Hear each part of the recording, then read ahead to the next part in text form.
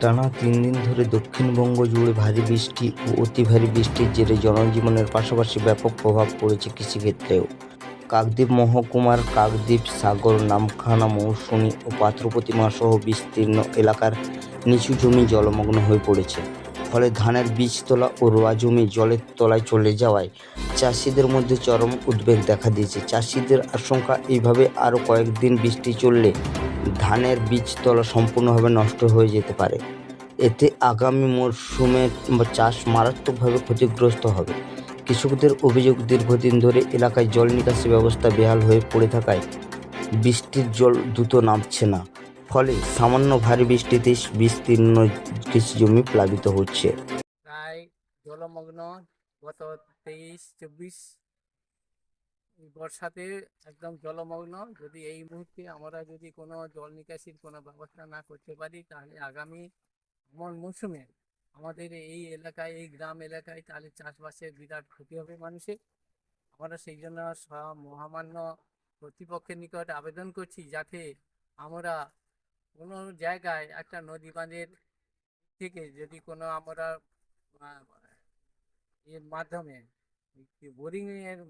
Boring মেশিনের মাধ্যমে যদি ফুটো করে যদি জল বের করা যায়, তাহলে আগামী দিনে আমরা চাষবাস করতে পারবো।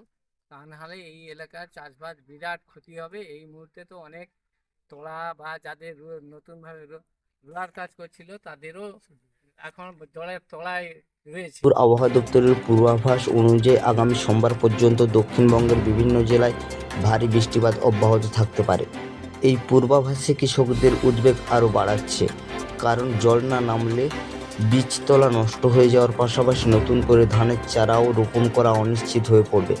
নামখানার কৃষক উত্তম মাইতি, শ্যাম মাইতি, প্রণব কুমার সাহুরা বলেন, টানা কয়েকদিন ভারী বৃষ্টিতে আমাদের চাষের জমি জলের তলায়।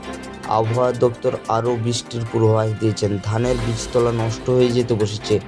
এলাকার জল নিকাশি ব্যবস্থা অত্যন্ত খারাপ। সরকার দ্রুত জল নিকাশি ব্যবস্থা না করলে আমাদের জমিতে চাষ করা সম্ভব হবে না। কৃষকদের দাবি, অবিলম্বে ব্যবস্থার উন্নতি এবং ক্ষতিগ্রস্ত চাষিদের জন্য প্রয়োজনীয় সরকারি সহায়তা ব্যবস্থা করা হোক। চাষের শোচনীয় অবস্থা। এত বৃষ্টিপাত হওয়ার ফলে সমস্ত বীজতলা উপরে 1-1.5 ফুট জল বেঁধে গেছে। বীজতলা সব পচে নষ্ট হয়ে যাচ্ছে। আর কেউ 2-1 বিঘে রুয়ে ফেলেছিল, সেগুলোর উপরে এখন 1 ফুট 1.5 ফুট জল বেঁধে সেই রোয়াগুলোও সব পচে গেছে। এখন আবার নতুন করে বীজতলা ফেলে আবার চাষবাস না করার এখন তো সময় আছে যথেষ্ট, কিন্তু বীজতলাগুলো নষ্ট হয়ে যাওয়ার ফলে আবার বীজতলা তৈরি করা এবং তার প্রস্তুতি নেওয়া সমস্ত মানুষের পক্ষে এগুলো সম্ভব নয়। তাই সরকারি কিছু সহযোগিতা বা সাহায্য পেলে চাষিরা আমরা খুব উপকৃত হব। অন্যথায় এবারের আমন মরশুমে উৎপাদনে বড়সড় প্রভাব পড়তে পারে বলে আশঙ্কা প্রকাশ করেছেন তারা।